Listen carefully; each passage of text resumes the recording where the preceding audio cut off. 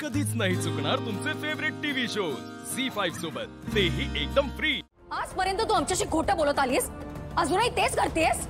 वहिनी, मला तर वाटतं हा फोन आणि मास्क पण हिचाच असणार। एजंटवरती खोटे आरोप करण्यासाठी हिनेच त्यांच्या कपाटात लपवलं असणार।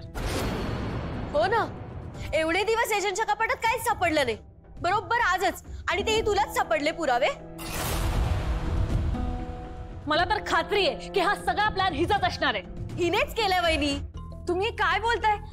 हे का करीन मी असं?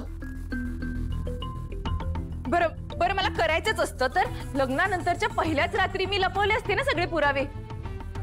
इतके दिवस कसली वाट बघत होते मी? कारण तुला आमच्या घरात येऊन बघायचं होतं की तू इथे ऍडजस्ट होतीयस का, आम्ही तुला एक्सेप्ट करतोय का हे बघायचं होतं तुला।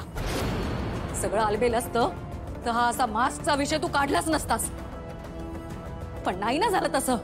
तुझ्या इच्छेनुसार तू घरात तर आलीस, पण आम्ही तुला एक्सेप्ट केलं नाही म्हणून हे सगळं करतेस।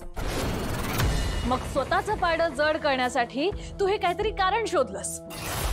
आपण एजंटना फसवलंय, त्याच्यामुळे आयुष्यभर आपल्याला या घरात मान खाली घालूनच वावरावं लागणार आहे, हे तुझ्या लक्षात आलं। आणि म्हणून विचारपूर्वक हा डाव तू एजंटवर उलटवायचा प्रयत्न करतेस। मला ना काही कळत नाही तुम्ही काय बोलताय। हे असं का करीन मी काहीतरी? मी काहीही प्लॅन वगैरे केलेलं नाहीये। हो, हे सगळं जर एजंटनी केलं असतं तर मग त्यांनी हे सगळे पुरावे त्यांच्या स्वतःच्या कपाटात कशाला ठेवले असते? त्याच दिवशी नष्ट केले असते ना। आता ते मला कसं माहिती असेल? कदाचित ना त्यांना ब्लॅकमेल करायचं असेल मला नंतर, म्हणून केलं असेल त्यांनी असं। बस, आता आती होता या। तू एजंट बद्दल बोलतीयस, एजंट असं काही करणं शक्यच नाहीये।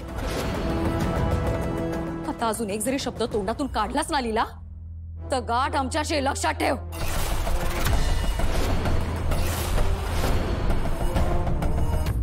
नाही, बरोबर आहे। मी कितीही काही सांगायचा प्रयत्न केला ना तरी सुद्धा तुम्ही कोणीच विश्वास ठेवणार नाहीयेत माझ्यावर, कारण मुळात तुमची एक टीम आहे आणि तुम्ही सारखं मला एकटं पाडायचा प्रयत्न करता। इतके दिवस ना मी आजी आणि बाबांना शब्द दिला होता आणि त्या शब्दामुळे मी हे लग्न निभावत होते, हा संसार करत होते, पण आता नाही। कारण कसं आहे ना, तेव्हा मला सतत असं वाटत राहायचं की माझी चूक आहे, मला गिल्टी वाटायचं, असं वाटायचं की माझ्या चुकीमुळे हे सगळं लग्न झालंय, मी एजंटना फसवलंय। पण खरं तर एजंटनी मला फसवलंय।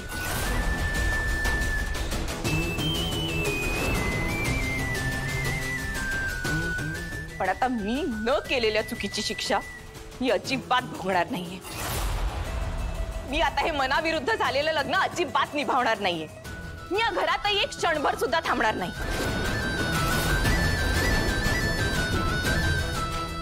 लीला, काय बोलतेस तू बाळा? आजी, मला माहितीये, पण प्लीज तुम्ही मला समजून घ्या, मला माफ करा, पण हे मनाविरुद्ध झालेलं लग्न मी आता नाही निभावू शकणार। इतके दिवस मला असं वाटत होतं की तुम्ही कडक स्वभावाचे आहात, पण तुमच्यात थोडीशी माणुसकी शिल्लक आहे। पण नाही, तुम्ही इतक्या खालच्या पातळीला जाल ना असं मला खरंच कधीच वाटलं नव्हतं। झी5 ॲप डाउनलोड करा आणि पहा सर्व एपिसोड्स एकदम फ्री।